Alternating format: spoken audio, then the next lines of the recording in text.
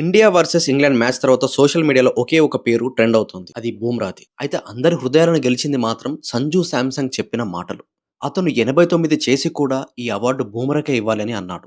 Match తర్వాత player of the match award Sanju Samson కి వచ్చింది. కానీ సంజు చెప్పిన మాటలు వినండి. 100 does not matter. It's not a test or ODI where you can go up and down. Happy to get whatever I'm getting in a winning effort. అంటే century ముఖ్యమైనది కాదు, team గెలవడం ముఖ్యమని చెప్పాడు. ఇంకొక గొప్ప మాట కూడా అన్నాడు.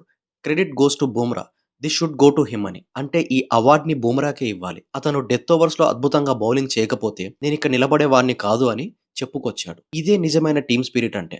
వ్యక్తిగత రికార్డ్స్ కంటే దేశం గెలవడం ముఖ్యమని ప్రూవ్ చేశాడు సంజు. మరోవైపు క్రూషియల్ టైంలో హార్దిక్ పాండ్యా కూడా మంచి వికెట్లు తీసి ఇండియా గెలుపుని మరింత ముందుకు తీసుకెళ్లాడు.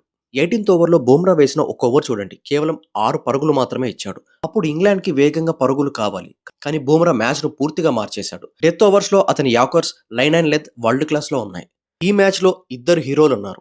సంజు బ్యాటింగ్ తో మ్యాచ్ ని సెటప్ చేశాడు, బూమ్రా బౌలింగ్ తో మ్యాచ్ ని ఫినిష్ చేశాడు. కానీ సంజు చూపించిన వినయం, టీం కోసం క్రెడిట్ ఇవ్వడం, ఇదే అసలు లీడర్ క్వాలిటీ. ఇది చూసి చాలా మంది ఫ్యాన్స్ ఒకే మాట చెప్తున్నారు, ఇదే టీమిండియా స్పిరిట్ అని. మీ అభిప్రాయం ఏంటి? ప్లేయర్ ఆఫ్ ద మ్యాచ్ నిజంగానే బూమ్రాకి ఇవ్వాలా లేదా సంజు డిజర్వ్ చేశాడా? కామెంట్స్ లో మీ ఒపీనియన్ ని చెప్పండి.